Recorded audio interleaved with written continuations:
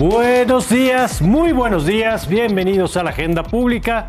Yo soy Mario Campos y les saludo con mucho gusto en este domingo 20 de octubre del 2024, en esta mañana en la que saludo a mi querida Maite Azuela, la maestra Maite Azuela. ¿Cómo estás, Maite? ¿Qué tal, Mario? Muy bien, gracias. Hola, Javier. Querido Maestra. Javier, ¿cómo estás? El doctor Javier. No, yo no soy maestro, pero ni Doctor doctor, no soy Javier. nada. No, pero ¿cómo no? saludos aquí a Maite. Qué bueno. Y también Censurada hoy, por cierto. Censurada hoy. Pero no vaya usted a pensar que por sus ideas, no, aquí todas las ideas caben, lo que no cabe es que... Que traiga tenis, entonces me pusieron en medio para que no me vean ustedes los tenis. Tan bonitos que están sus tenis. Y tenemos a Claudio Flores. ¿Cómo estás, querido Claudio?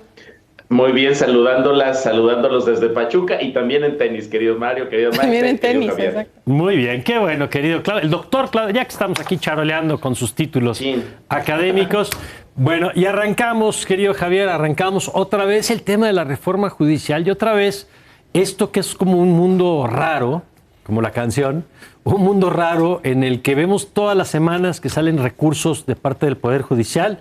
Esta semana tuvimos el tema de la suspensión, primero de la publicación, que a mí me sonaba raro un poco de retírese la publicación, bueno, esa era una.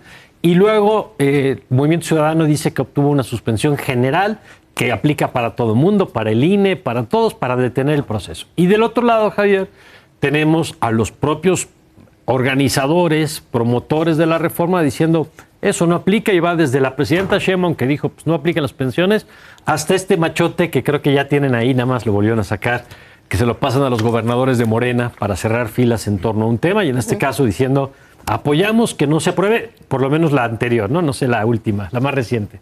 Pues mira, ya hay, entiendo, como 150 suspensiones de la reforma judicial, la mayoría de ellas vertidas hacia el INE, donde el INE sí se han paralizado en el proceso. Sí. De hecho, hay varios consejeros que no quieren ya ni mandar correos electrónicos con tanta suspensión que hay del tema. Varias de las suspensiones, hay que decirlo, yo creo, no es que opinen aquí mis colegas, que son, digamos, no tienen fundamento para hacer eso. O sea, que retire el diario oficial, suspende todo el proceso. Creo que sí se están excediendo varios, si no es que todos los jueces, aunque entiendo su malestar, pero creo que no es la forma de abordar Ahora, esto. pregunta sobre... Bueno, sí, Pero termino, sí. el tema es, en lugar de combatirlas judicialmente, Eso te iba a decir, claro. se están ignorando. Que si hay recursos legales para decir no estoy de acuerdo con eso y se Exactamente, puede es el escalar. tema. Y cuando la presidenta de la República dice, pues no le voy a hacer caso a los jueces, pues ¿qué señal mandas? Entonces, ¿cuándo sí y cuándo no? Ella y el resto vamos a hacerle caso a los jueces. Cuando hay recursos, obviamente, para que esto se revise y de manera rápida en el Consejo de la Judicatura, en la Suprema Corte o incluso en el Tribunal Electoral. Entonces, yo lo que aquí, en lugar de estar diciendo no les voy a hacer caso a los jueces, pues yo apuraba a la Corte Para que resuelva. o al Tribunal Electoral. Porque aquí el tema también hay que decirlo. Este tema se ha complicado, sí, por mucho activismo judicial, pero sobre todo por una inactividad del INE. El INE se fue de vacaciones, recibió decenas de suspensiones Sí. y no hizo nada, no las combatió. Ni la vía recurso, reconsideración, revocación, nada. Entonces quedaron firmes. Entonces también parte de este desorden es hecho por el propio Oye, INE. y déjame terminar con Maite nada más, porque el INE ha dicho que el tribunal le diga qué hace, y yo he escuchado juristas que dicen pues es que el tribunal no puede resolver. ¿Cuál es tu opinión sobre eso? Yo no conozco a detalle las pensiones. Me parecería extraño que un tribunal que no es parte de esos litigios resuelva temas de otros tribunales. Claro. Entonces, yo creo que no es lo idóneo. Seguramente hay presiones para que así suceda, pero lo ideal es que el INE y la presidencia paren esto en la Corte, que es la cabeza de los tribunales, o en el Consejo de la Judicatura, o con cada tribunal. Es muy rápido quitar las pensiones.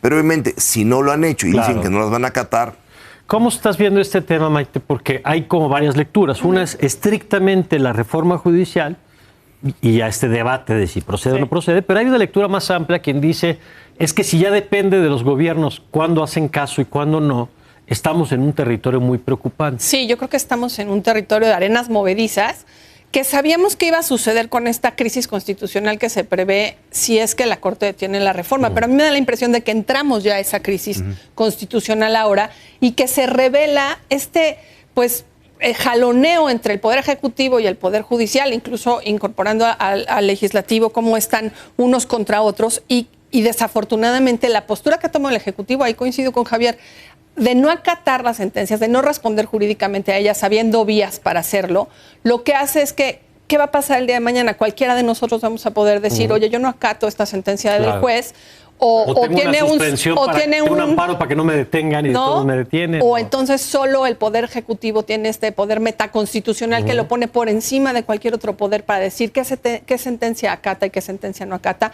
A mí sí me parece muy preocupante lo que está sucediendo y también creo que pues este bombardeo de sentencias, algunas con poca legitimidad, otras creo que mucho mejor preparadas, lo que hacen es debilitar el argumento, ¿no? Quizá haber preparado 2 o 3 de manera más articulada entre, por ejemplo, los partidos de oposición, no solo Movimiento Ciudadano por su cuenta, el Partido de Acción Nacional por la suya, probablemente le hubiera dado más sustento jurídico y hubieran podido empujarlo más allá.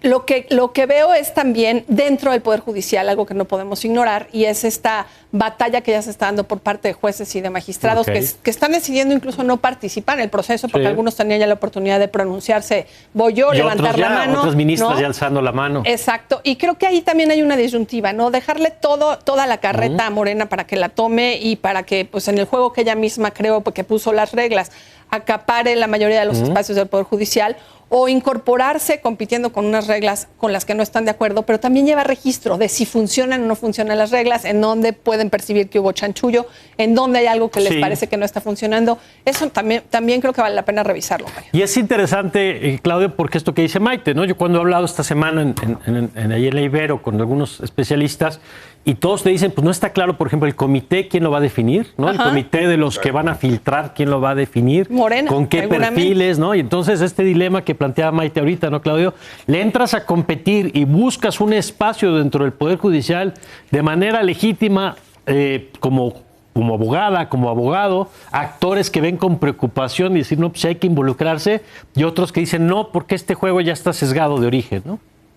Sí, es una gran discusión y yo creo que parte del reto es que vengan prefiguradas las listas de quién propuso la presidenta, quién puso Morena, quién puso la oposición, pues es básicamente una receta para hacer lo que quieren hacer. Pero a mí me gustaría concentrarme muy rápidamente en el asunto comunicacional. ¿Qué relatos están quedando de esta confrontación entre Claudia Sheinbaum contra el Poder Judicial? Primero, la posición oficial, el relato oficial, la emisora es Claudia Sheinbaum. El mensaje me parece que es la absoluta continuidad contundente de continuidad López Obradorista con la misma estrategia. Los argumentos son: ganamos contundentemente una elección democrática y validada por el Tribunal Electoral. Somos representantes del pueblo, tenemos la autoridad de la voluntad popular para hacer lo que decidamos.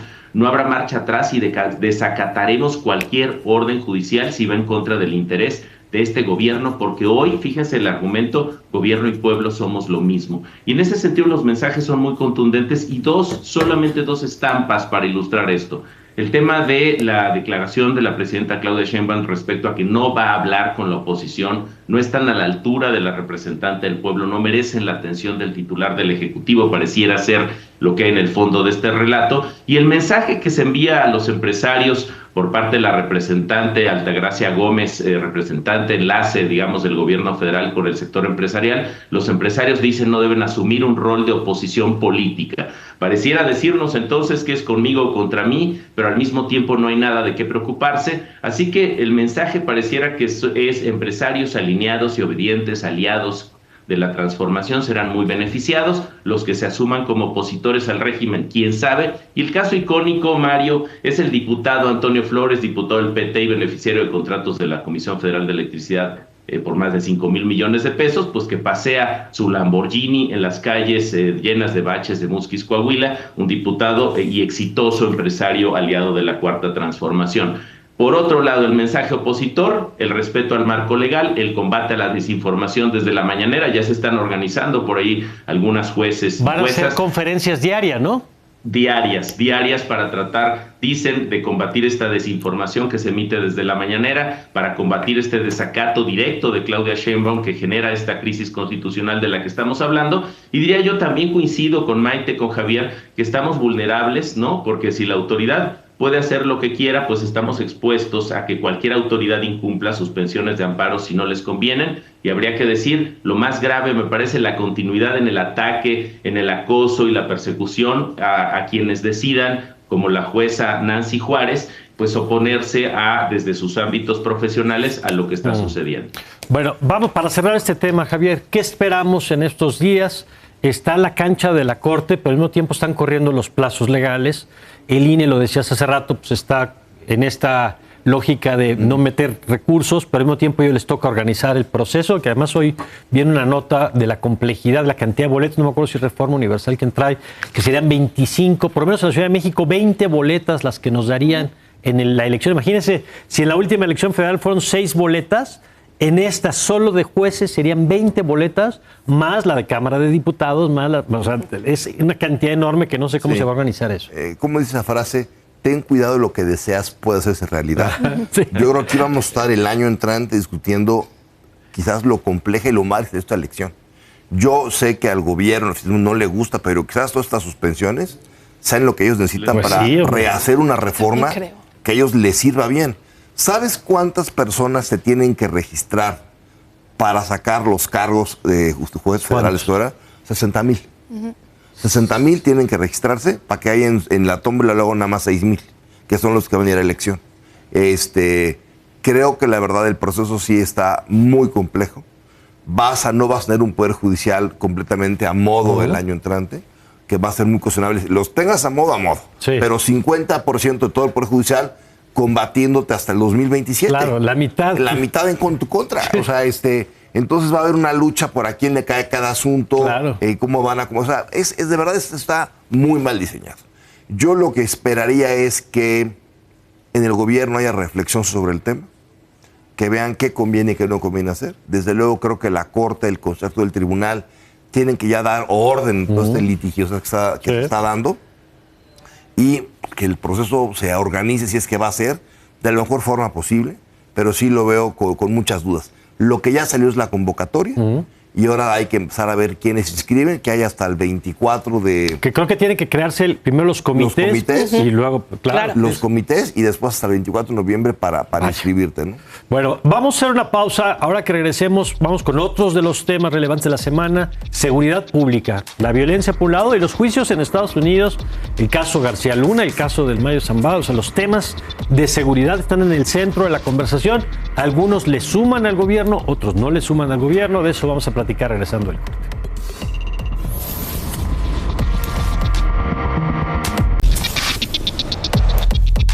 Bueno, ya estamos de vuelta. Aquí se puso buena la mesa en la pausa.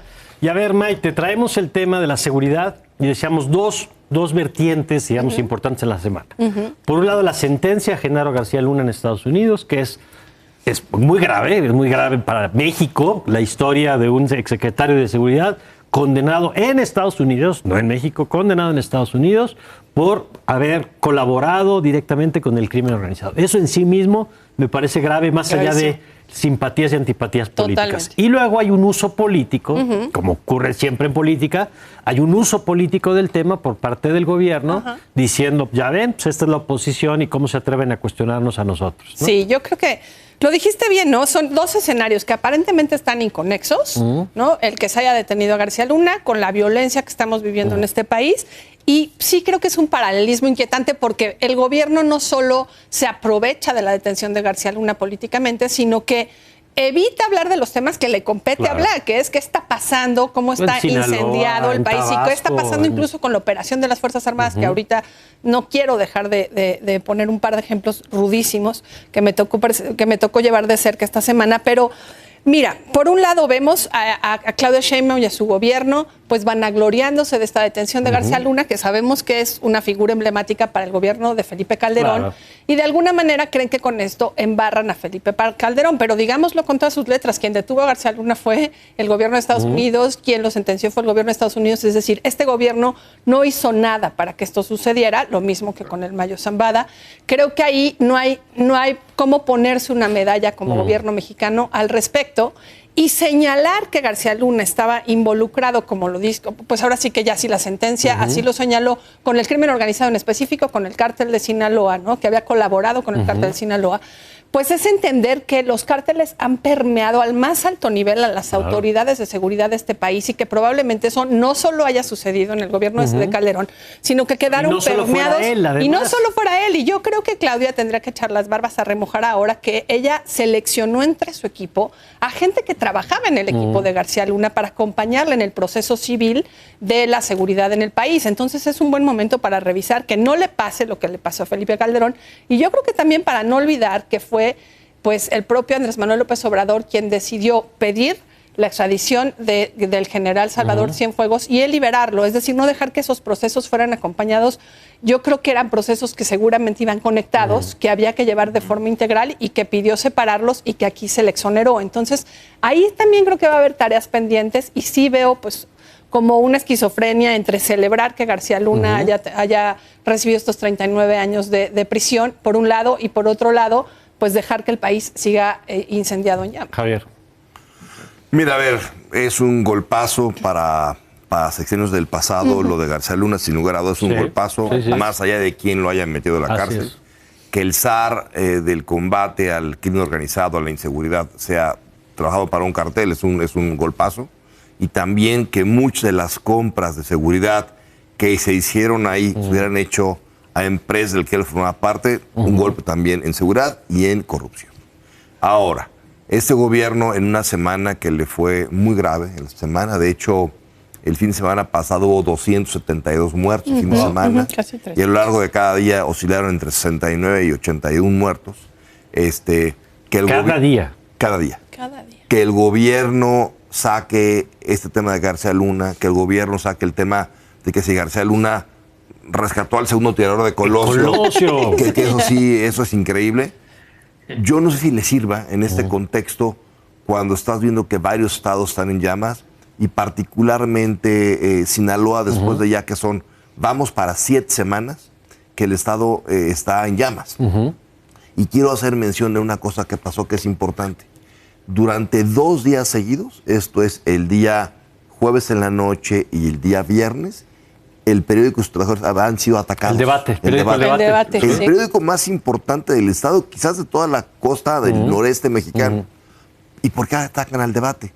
No hay un pleito con sus directivos, no, atacan el debate porque lo que quieren es escalar la visibilidad de lo que está aconteciendo en Culiacán. Entonces, es muy interesante cómo secuestran a sus repartidores, valen el periódico, para nada más que los medios pongan foco en lo que está pasando en Culiacán. Entonces, yo lo que te diría es, creo que sí hay un cambio en la estrategia de seguridad. Se ve que le van a dar más inteligencia al tema y un combate más frontal, sin hacer una guerra abierta, así como, digamos, targeteado dónde van a ir. Pero esa estrategia necesita dar relativamente pronto éxito, porque si no, el tema de la seguridad, que de por sí era ya la mayor preocupación de los mexicanos, puede empezar a costarle electoral y políticamente a este gobierno que hizo un modelo de ciudad que él quiso. Nadie se le puso. Sí, ahí no puede regatear. No puede regatearle nada a nadie. Claro, Claudio.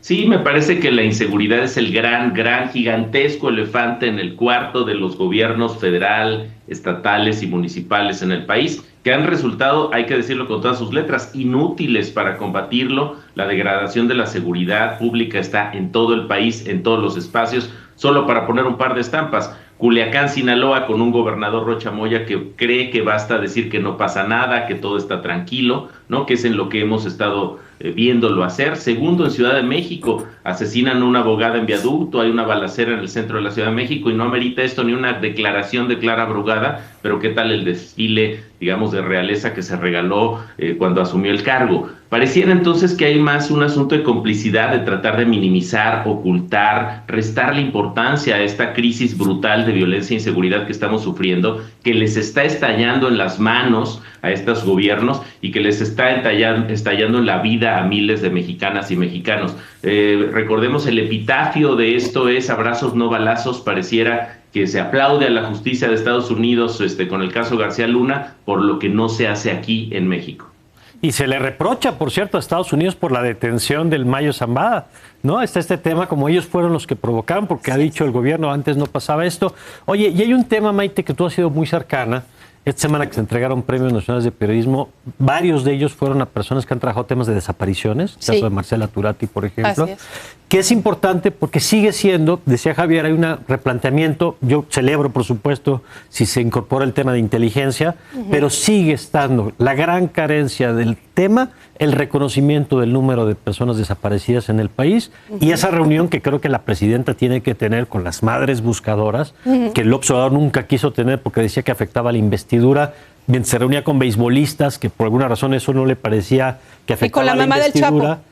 Claro, no, pero con las madres buscadoras nunca se reunió y eso creo que es algo que tiene que romperse ya en este sexenio. Sí, yo creo que urge y espero que el equipo de Claudia que la acompañe, sobre todo que la asesora en materia de derechos humanos, que hay mucho que trabajar.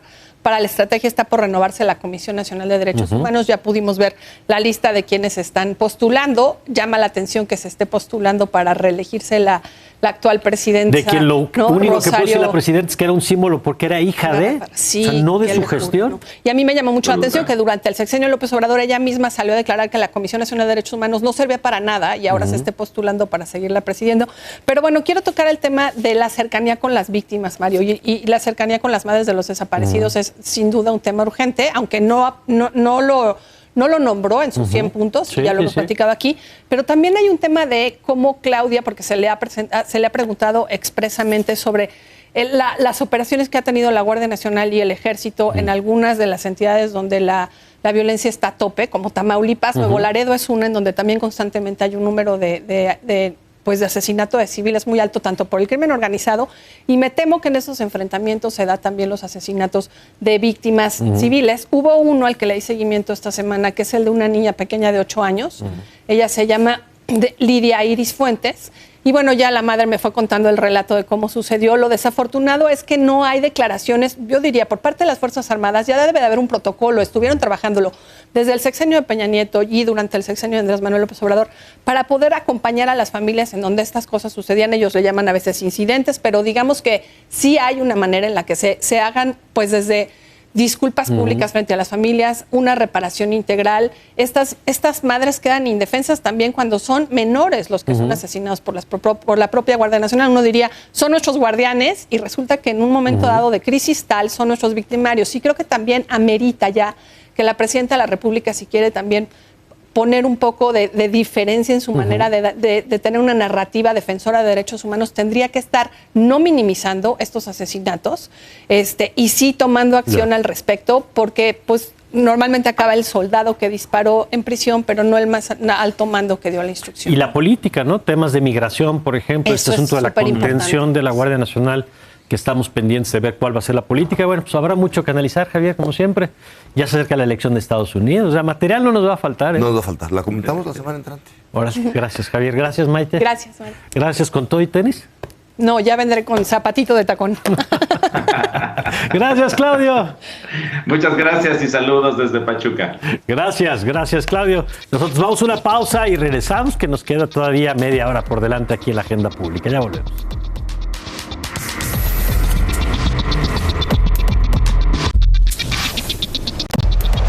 Ya estamos de regreso y vamos con mi querida Marta Lamas en este domingo. Marta, ¿cómo estás? Muy buenos días.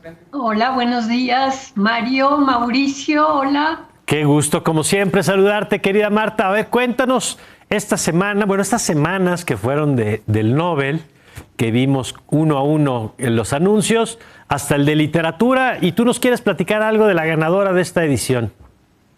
Fíjate que les quiero platicar de la ganadora, pero también de Corea del Sur. Es que es impresionante la cantidad de información que ha salido. Esta mujer escribe entre el 2003 y el 2005 una novela que se llama La Vegetariana, que se publica en coreano en el 2007. Una coreana que llega a vivir a Argentina, chiquita de 5 años, la lee en coreano y decide traducirla al español y se traduce por una editorial chiquitita de Argentina en el 2012 y en el 2016 se traduce al inglés, se publica y se gana el premio Booker International, que es un premio para literatura escrita en inglés. Y lo que es muy interesante es, digamos, ¿Cómo llega este libro, que es una de las tantas novelas de esta autora? Hay un autor colombiano que se llama Andrés Felipe Solano. Él publicó aquí en México, en Sexto Piso, una novela que se llama Gloria, y él vive en Seúl, se casó con una sudcoreana, y él hace un artículo precioso en el periódico El País que dice: migrañas cataclísmicas, familia letrada y prohibición en biblioteca, en donde da un perfil de esta escritora, que ella viene de una familia en donde el padre es un escritor que ha recibido premios en Corea, en donde tiene un hermano mayor que también ha recibido un reconocimiento, y ella va a ser la que, digamos, la chiquita que los sobrepasa al padre y al hermano, ¿no? Y se gana el Nobel, ¿no? Y se gana el Nobel, digamos, no solamente por la vegetariana, que es la novela que gana el Booker International, sino también por su obra, que es una obra espectacular. Y este libro, bueno, yo lo tengo acá en inglés. Un colega del CIEG, Gerardo Mejía, me habló de La vegetariana, yo lo compré en Amazon, ¿no? Y es una novela impresionante. Son 3 miradas sobre La vegetariana: la del marido, la del cuñado, que más tiene deseo sexual con respecto a ella, y es toda una mirada a esa expresión de la masculinidad, ¿no? Y la hermana de la vegetariana, y del conflicto que surge en la familia cuando ella, a partir de un sueño muy perturbador, decide ya no comer carne y ya no cocinar con carne, ¿no? Y entonces el conflicto con el marido, que acaba divorciándose, separándose de ella, ¿no? Lo que ocurre con el cuñado, que la desea y la busca y le propone hacer una obra de arte con ella, desnuda y con su cuerpo pintado de flores, ¿no? Y lo que ocurre cuando la hermana los encuentra al cuñado y a ella en esta obra de arte, ¿no? Y cómo esta mujer hace toda una cosa de sostenerse en su deseo de no comer carne y de volverse un árbol, una planta, ¿no? Y acaba en un hospital psiquiátrico. Yo no les quiero contar los detalles. Sí. Lo que quiero comentar, Mauricio, es cómo Sudcorea, después de su transición democrática, es un país, ¿no?, entre China y Japón, ¿no?, y con Corea del Norte, que apuesta por la cultura. Sí. Y entonces en 1996 crea un instituto de traducción literaria para dar a conocer las obras de los coreanos. Acuérdate que se gana la primer película, digamos, extranjera, no inglés, que se gana el Oscar, es esta de Parásitos, que también es una obra de parte de esta surcoreanos. Expresión cultural en el pop, en el cine, en todos lados. Exactamente, la ola, ¿no?, por un gobierno que ha apostado, por un lado, a la libertad de los artistas, pero por otro lado, al apoyo desde el gobierno, ¿no? Es decir, el apoyo a la traducción de literatura, el apoyo al cine, al pop, ¿no? Entonces, que le hayan dado el premio a Han Kang, ¿no?, a esta escritora, es la expresión de esos dos procesos, claro, ¿no? De un proceso en una familia de escritores, una familia letrada, como dice este colombiano Solano, y por el otro lado de un gobierno que en la transición democrática apuesta por el arte y por la cultura y la libertad artística. Y es buenísima. Ya va a llegar a México la traducción al español. Penguin Random ha publicado eso, y también la clase de griego, que es otra novela espectacular de ella. Entonces, vale mucho, mucho la pena leerla, de verdad. Qué bueno, querida Marta, gracias por la recomendación. Como siempre, la haremos, la seguiremos. Y querido Mauricio, oye, tú traes un tema que me encanta porque lo adelantábamos un poco en la mesa pasada, el asunto de la organización de lo que viene en el país. Pero además me encanta que lo digas tú, pues que has sido consejero electoral y que de estos dentro de tus muchos campos de trabajo, pues este es uno de los que conoces bien desde hace muchos años. Cuéntanos. No, pero fíjate que más que hablar del proceso electoral que ya está en curso, el extraordinario, para elegir al Poder Judicial, a la mitad del Poder Judicial, yo lo que quiero es platicarles, Mario, de esto, que es ahí se ve, ¿no? Muy bien. Es el informe final. Sí, ahí está. Ahí está, de integridad del proceso electoral anterior. Del que acabamos de tener, del 24. Sí, porque parece relevante decirlo, por cierto, a propósito de lo que ahora se nos viene encima. Este es un acuerdo que se presentó, un informe que ahí está, mire, la UNAM. Ajá. El lunes pasado nos hicieron favor en la UNAM de proporcionarnos el auditorio del Palacio de Medicina, que es por cierto una belleza. Nos acompañó el doctor López Leiva en representación del rector, etcétera. Bueno, este es un acuerdo que se firmó en agosto del 23, quizás se acuerdan ustedes, promovido originalmente por el Tribunal Electoral, firmó el INE, firmaron todos los órganos de los estados, tanto jurisdiccionales como administrativos, y 33 organizaciones de la sociedad civil, con el propósito de ir observando. Se publicaron 6 informes más este final, que es el 7º.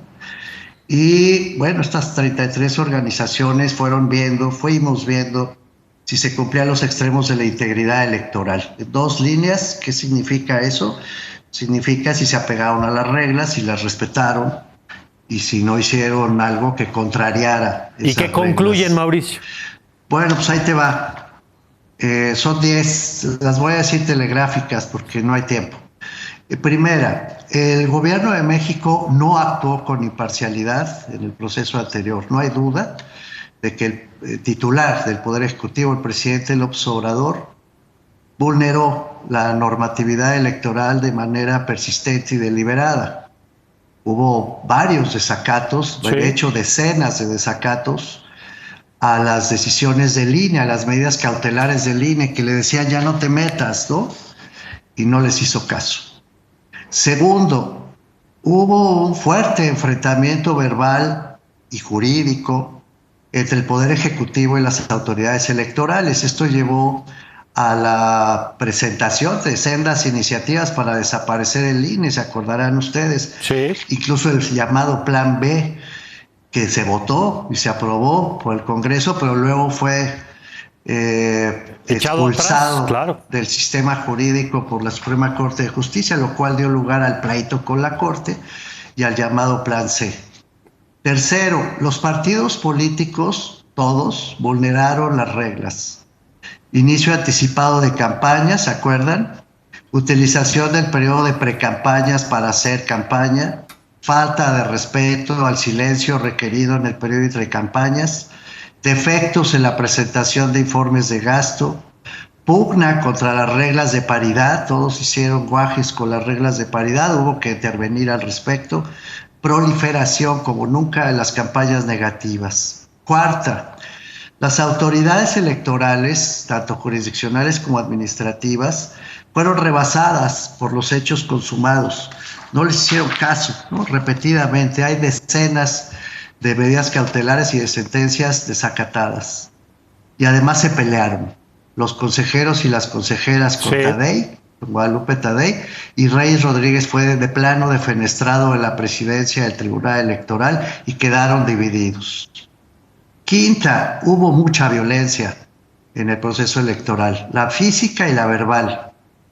El Tribunal Electoral reconoció la existencia de la violencia física, pero no pudo determinar el alcance de esa violencia, el resultado electoral, por lo tanto no la pudo considerar para anular casillas o distritos, porque no se sabe de qué tamaño realmente fue el impacto, pero hubo centenas de candidatas y candidatos que tuvieron que dejar su lugar porque fueron amenazadas y amenazados, y hubo varios asesinatos. Oye, me preocupa, perdón, querido Mauricio, que no sé si vamos a alcanzar por la tiranía del reloj de ver los 10, pero si quieres... No, voy al grano para que el tiempo no nos agobie. Querido Mario, son 10, están en ANIE, ¿sí? ANIE, se puede ver en internet. El resultado final, digamos, es no la legitimidad de este proceso electoral. Y esto, por favor, hay que despertar, abrir los ojos y poner atención, Mario, por favor. La legitimidad no derivó de la integridad electoral del proceso, no derivó de las reglas, derivó del resultado contundente que hizo ganar a Claudia Sheinbaum. De no haberse dado ese resultado contundente, hoy estaríamos metidos en un grave problema electoral en el país. Fue el resultado, no el proceso, lo que le otorgó legitimidad al proceso anterior. Imagínense ustedes lo que se nos viene ahora con el extraordinario del Poder Judicial. No, me parece muy valioso esto que señalas, Mauricio. De veras, vale la pena detenerse en todos los elementos. Me apena que no pudiéramos revisar los 10, pero creo que es muy claro, es un reporte objetivo, además entendemos de dónde sale, del antecedente que nos compartías. Si puedes una vez más compartir dónde se puede revisar a detalle, por favor. ANIE, A-N-I-E, así, .org, está en internet, están los 6 informes y está este informe final completo. Y vale la pena, porque es la memoria del proceso electoral sin matices, sin enconos, no es a favor ni en contra del gobierno, ni de la oposición, pero sí es a favor de la democracia. Y la verdad, Mario, Marta, tenemos una democracia hoy muy vulnerada. Y además que esto sirva porque seguirán los procesos, el judicial y los otros que vienen, y lo que ustedes señalan, pues evidentemente no desaparece, son procesos continuos, entonces vale la pena detenerse en ellos. Gracias, Mauricio. No, gracias a ustedes, échenle un ojo, de verdad vale la pena. Gracias, Marta. Dios. Gracias a los dos. Nosotros vamos a una pausa y regresamos. Ya saben que la agenda internacional no para. Y tampoco el doctor Mauricio Mechoulam, que ya está aquí listo para platicar con todos ustedes, regresando de la pausa.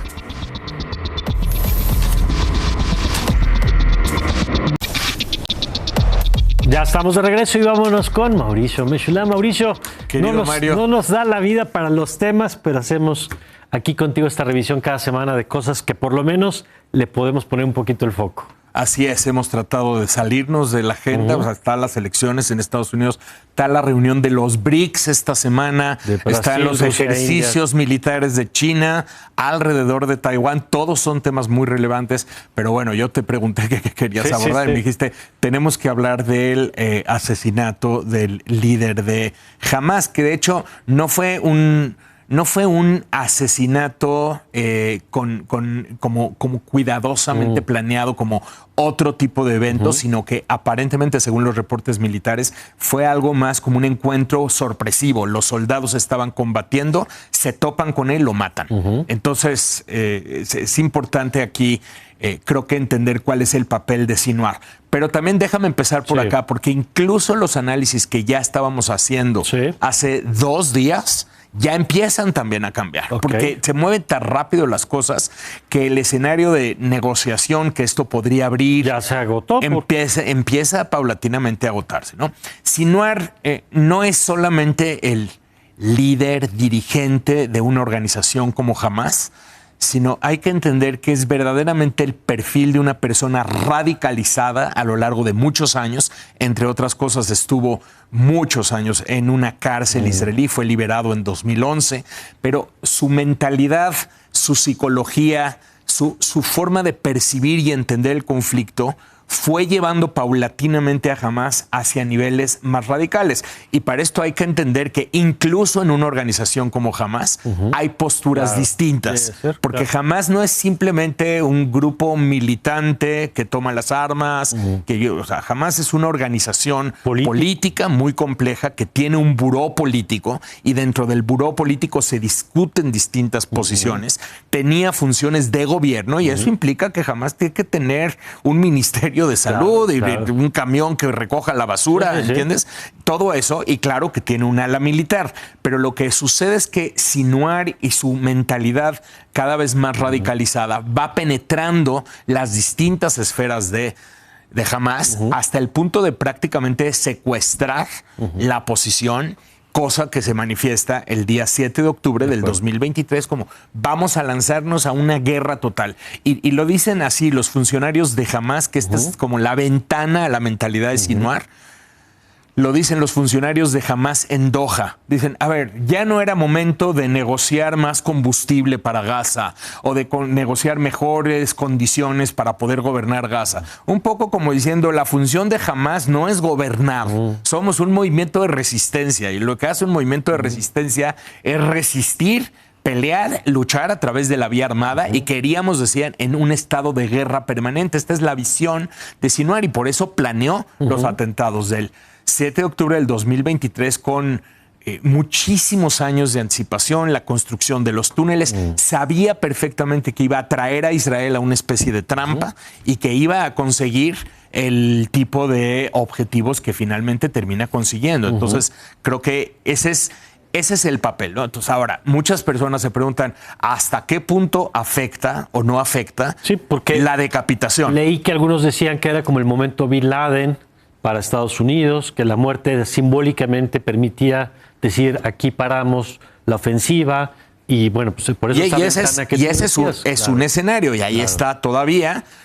Lo que pasa es que cada vez parece menos probable, pero es un escenario que se tiene que considerar si esto abre las puertas a la negociación, porque ya no estando el obstáculo más radical de Hamás, puede abrir la puerta hacia otras facciones más negociadoras o más pragmáticas dentro de Hamás que quizás estarían abiertas a un acuerdo. Pero tienes muchos factores acá que considerar, que creo que son importantes. El primero de ellos es la posibilidad de que ciertos reductos de Hamás en Gaza se radicalicen y decidan incluso cobrar la vida de varios rehenes y que decidan continuar adelante con la lucha a partir de las capacidades que le restan todavía a la organización. Ese es un primer elemento. Un siguiente elemento tiene que ver del lado de Israel. Hay posturas más duras que dicen, este no es el momento de negociar, al revés. Precisamente como hemos decapitado, hay que seguir con todo y hay que aprovechar con todo lo otro que está sucediendo en Medio Oriente para dar un golpe definitivo a Irán y a Hezbollah y a todas las organizaciones que nos han estado atacando a lo largo de todos estos meses. Entonces tienes esta otra postura que podría orillar a más y más escaladas del conflicto. Y luego tienes que conectarlo también con lo que está pasando en Líbano, porque podrías o bien vincular todo a un proceso de negociación que termine con una también negociación en Líbano y con Irán y luego posteriormente incluso más elementos dentro de la región, hasta incluso un proceso de paz o por lo menos iniciar un proceso de paz entre Israel y distintos países o incluso las negociaciones para un Estado palestino, pudiera ser, pero también está el otro factor. Estamos a la espera de el ataque de Israel en contra de Irán como represalia al lanzamiento de misiles. Hace rato, de acuerdo al New York Times, ya se estaba preparando. Esto está por ocurrir. No sabemos si va a ocurrir antes de las elecciones en Estados Unidos o después. Y luego tienes también la dinámica ascendente entre Israel, Hezbollah y otras milicias en toda la región. Ahora mismo vimos, hace nada, que se lanza un dron en contra de la casa privada del primer ministro israelí.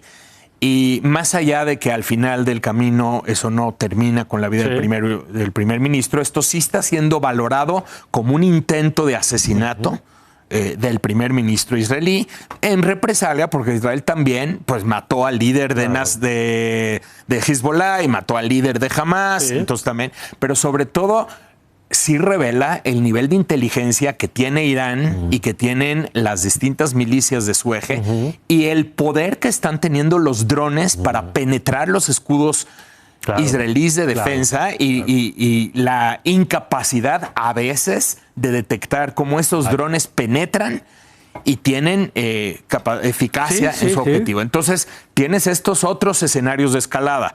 Y si tú me preguntas del día viernes al día de hoy, lamentablemente vemos que las cosas tienden a escalar justamente por este atentado que estoy indicando, más aparte, pues los bombardeos que Israel ha lanzado sobre Gaza. En el norte de Gaza ha habido decenas de muertos en estos días y la situación humanitaria sigue creciendo. y pues seguimos con la dinámica, lamentablemente, querido Mario. Pues ahí estamos en este momento a las 12 del día. Vamos a ver, por supuesto, qué pasa en los siguientes días y lo estaremos analizando. Gracias. Muchísimas Mauricio. gracias, querido Mario. Como siempre, el doctor Mauricio Meschulaim y nosotros nos vamos. Siga usted con toda nuestra programación aquí en N+ Foro. Ya sabe que le esperamos con todo el equipo la próxima semana en punto de las 11 de la mañana. Yo soy Mario Campos y le deseo que tenga usted una magnífica semana.